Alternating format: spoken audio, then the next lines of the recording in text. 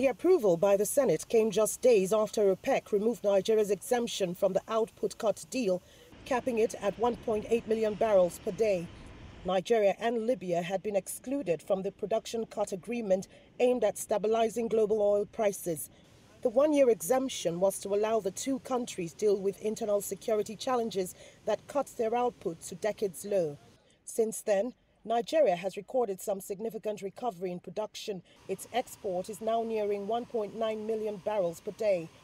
And last week, OPEC asked it to cap its output at 1.8 million barrels from next year. Nigeria did not protest the move, but the decision of the Senate appears contrary to the deal it signed with OPEC.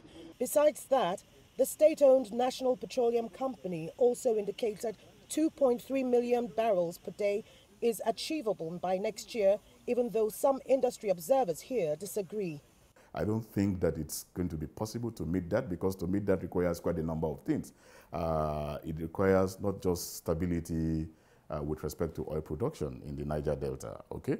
And so you require also to have less militancy, less disruptions and the rest of that.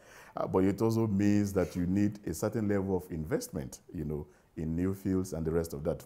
Mind you, oil majors are divesting, you know, from onshore and going offshore.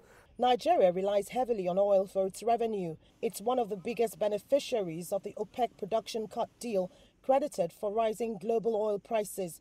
So far, it has managed to pull out of recession. Its foreign reserve has been expanding at a faster rate, and GDP too is recording consistent growth.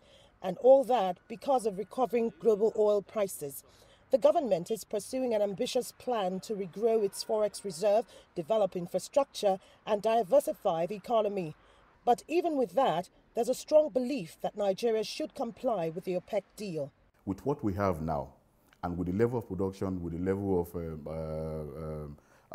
forex that we can generate with what we have right now, a prudent management of that and with the right mix of policies would enable us to actually meet those challenges with infrastructure. And the real concern here is whether Nigeria can meet its 2018 budget plans with oil output capped at 1.8 million barrels. By some estimates, the oil cap could leave a 27% deficit in the budget, and that's knocking the government in a tight spot. Now, Petroleum Minister Kelechi is suggesting the 2.3 million capacity could be supplemented by boosting output of sweet crude, which is not regulated by OPEC. The question now is, how quickly can Nigeria ramp up its production capacity for sweet crude? Kelechi, Emekalam, CGTN, Abuja, Nigeria.